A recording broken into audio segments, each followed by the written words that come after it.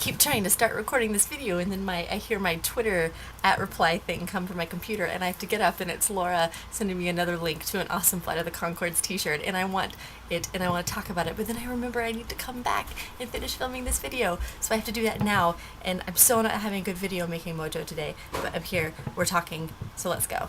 We forever are. We are magic and magic and magic. So we're talking about traveling. We're talking about stories, bad, awkward, weird, funny, etc. stories that have happened to us while we have been traveling. So I'm traveling a lot of places all the time.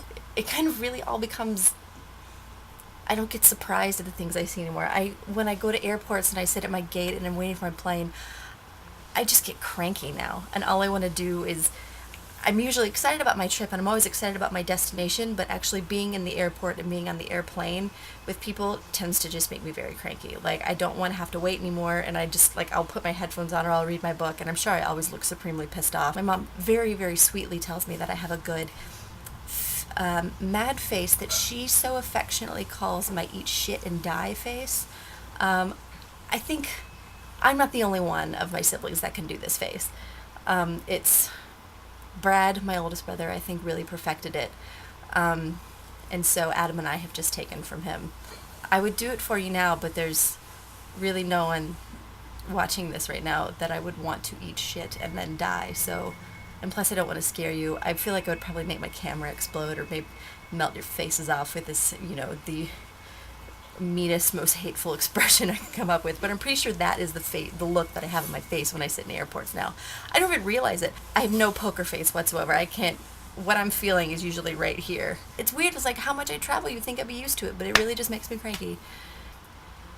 The one ridiculous travel story that I can come up with is an old one, and I think it was from when I was 16. It was a trip that I've referenced in one of my earlier videos. It was the summer after my sophomore year.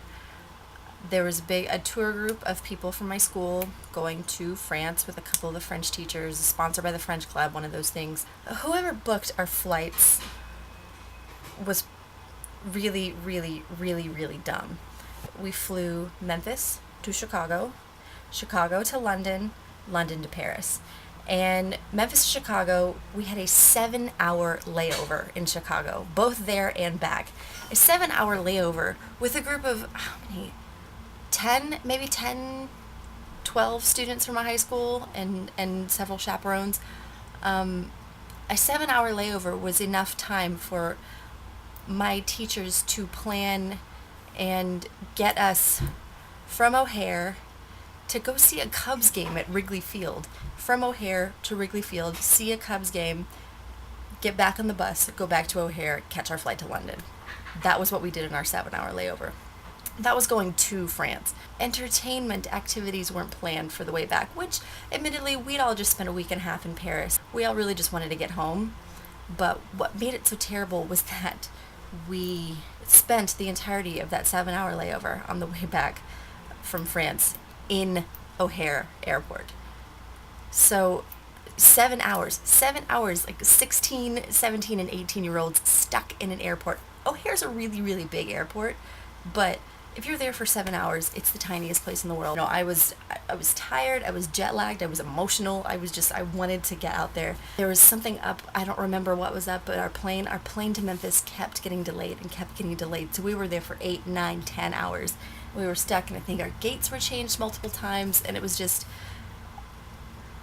you all know how this ends. We got out of O'Hare. We've got back to Memphis. But it's the reason why I do still hate O'Hare, because I think it's a sucky airport. And that's the traveling. Yay! This is kind of a tame video. The only really thing I can offer to you that's different is that I'm filming from a different location. So that's cool.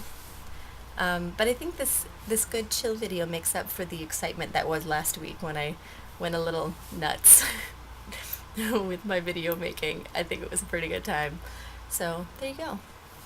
All right, so that is it for me today. So I'm going to go ahead and get this edited and see if I can maybe get it up before midnight. I don't think that's going to happen, but maybe. We'll see. Fingers crossed. Okay, that's all I have for you today. So I love you girls. I love everyone that's watching this. Well, I say that. I don't really know who's all watching this. So maybe if there are people watching this that I don't love. But that's just weird to say. I only love some of you watching this. That just makes me sound weird. So I love a lot of people.